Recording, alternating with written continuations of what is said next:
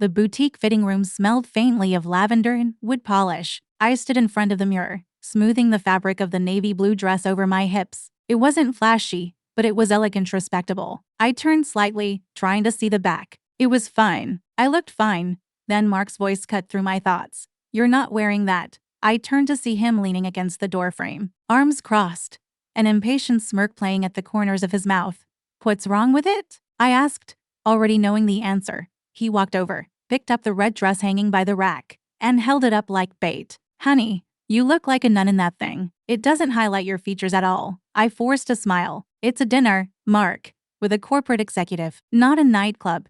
He rolled his eyes and dropped the red dress into my hands. "Women are like cars," he said. "If I'm trying to get hired by a guy who collects Ferraris, I can't show up driving a rusted old pickup." The words hit me like a slap.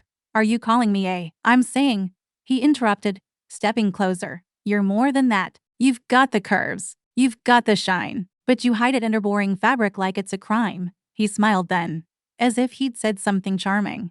I stared down at the red dress. It was low-cut, tight, designed to turn heads. My stomach twisted. This dinner could change everything. He added, voice softening. "Walker's a powerful guy. He could open every door for me, for us. That was the hook. I wanted to support him. I always had. From late-night job applications to pep talks after interviews. I paid our rent the first year he was unemployed. I cooked. I cleaned. I believed in him. But this," I looked up at him, saw the silent demand in his eyes, the expectation. Not a man in love with his wife, but a salesman prepping his showroom. I took the red dress and turned back to the mirror. "Okay," I said quietly. "For us." I heard him exhale in relief behind me. "That's my girl." But as I zipped up the dress, I couldn't meet my own eyes in the mirror. Something about the reflection felt borrowed. Not mine. Just something worth driving. The next afternoon, Mark straightened his tie 3 times in the elevator. I watched his reflection twitch and shift in the mirrored walls, trying to find the face he thought would impress a man like Mr. Walker. "Just follow my lead," he said, giving my hand a quick squeeze. "Smile, be charming."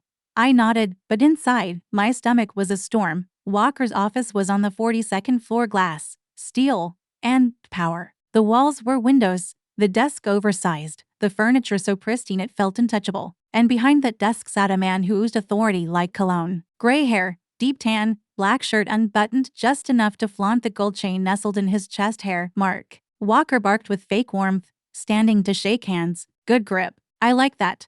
He barely glanced at me. We sat. Walker leaned back like a king surveying the peasants. "So," he said, "tell me why I should let you into my world." Mark launched into a well-rehearsed pitch: leadership, loyalty, numbers, buzzwords. Walker nodded occasionally, but his eyes flicked over to me, lingering. "You married up," he said suddenly, cutting Mark off. "Good for you." Mark laughed awkwardly. "She's the brains. I just try to keep up." Walker tilted his head. "You keep her on a short leash." I blinked. Mark chuckled again, forced. "Then, we're a team." Walker smirked. "Of course, but in this business, Mark, you have to know when to take the leash off. Sometimes a man's gotta show he's not afraid to let things get interesting." There was a silence. Heavy, coded. Then, as if it meant nothing, Walker pulled a photo frame from his desk and turned it around. "A yacht.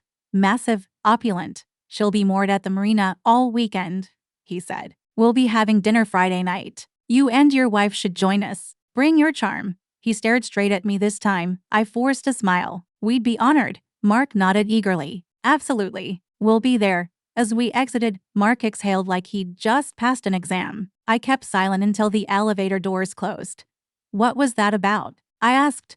He shrugged. "Power games. Don't overthink it. Just be your beautiful self Friday night." I turned to him. "You heard what he said." Mark leaned in, lowering his voice. "Maggie, this is how the world works. We don't have to like it. We just have to survive it." And that was when I realized. He already knew. He knew what the invitation meant, what I was being invited to become. And he was fine with it. The restaurant sat right on the water, glass walls, velvet booths, candles flickering in crystal holders. It was the kind of place where people wore secrets like perfume. Walker had reserved a private corner table with a view of the marina. His shirt was tighter tonight, unbuttoned even lower. Next to him sat a woman in a backless dress, Susan. Sharp eyes. Not a single word wasted. Mark and I arrived exactly on time. He looked crisp. I felt like I was wearing a costume. The red dress, the heels, the lipstick Mark picked out. You clean up well, Walker said, kissing my hand as we sat. I fought the instinct to recoil. We ordered. Wine flowed. Small talk pretended to matter. Then came the jokes. She's got that main course energy, Walker said, nodding at me. Not just an appetizer. How, Mark? I laughed softly, more out of defense than amusement. Mark chuckled harder, like it was harmless fun. You're a lucky man, Walker continued. But you already know that. You're bringing her around like a trophy. Good instincts. Mark raised his glass. To good instincts. I wanted to scream. Instead, I excused myself to the restroom, hands trembling. When I came back, the conversation had shifted. Walker was talking about deals shady, unethical, bragging like it was sport. Mark was nodding, smiling, pretending to understand. Then Walker leaned in. We're throwing a little party tomorrow. On the yacht, private. No ties, no rules. You just should come. Mark hesitated. We'd love to. My head snapped toward him. Walker grinned. She'll be the star of the show, won't she? Mark didn't meet my eyes. Just smile, he whispered under his breath, barely moving his lips. We're this close. The rest of dinner was a blur. I barely tasted the food. On the walk to the car, I stopped short on the sidewalk. What are you doing? I asked. Mark looked everywhere but at me. This is how people make it. Maggie, everyone compromises. No, I said quietly. You compromise. You volunteered me.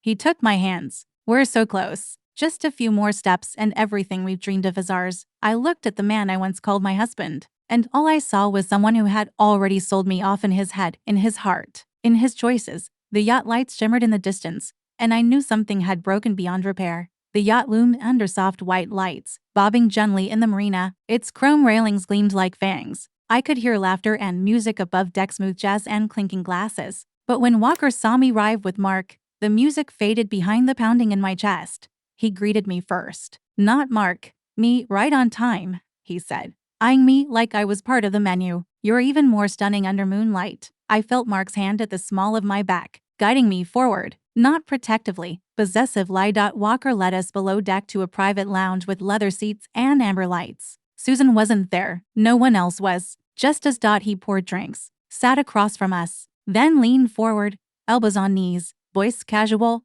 Let's make this simple, he said. Tomorrow morning. The job is yours. Mark leaned in, eyes wide. Seriously? Walker smiled. If I get lucky tonight. Silence. Dense. Ugly. I looked at Mark, waiting, daring him to say something, to stand up, to defend me. He did in single quotes. Instead, he whispered, Maggie, just hear him out. Hear him out? My voice cracked. Walker stood, smooth as a snake, and extended his hand to me. You're the final interview. I didn't move. I didn't blink. I just stared at Mark, hoping, pleading for him to do something, to remember who I was to him. He said nothing. So I stood, slowly, not to take Walker's hand but to look him in the eye. You think this is the first time a man like you tried to buy me? I asked. Walker tilted his head, amused. No, but maybe the first time your husband said yes. I turned to Mark. Don't come home, I whispered. Then I walked out. Up the stairs, off the boat, past the marina, past the dreams I used to protect. I didn't cry. I didn't run, because somewhere between the wine, the dress, and the silence I had stopped being his. And he had stopped being mine.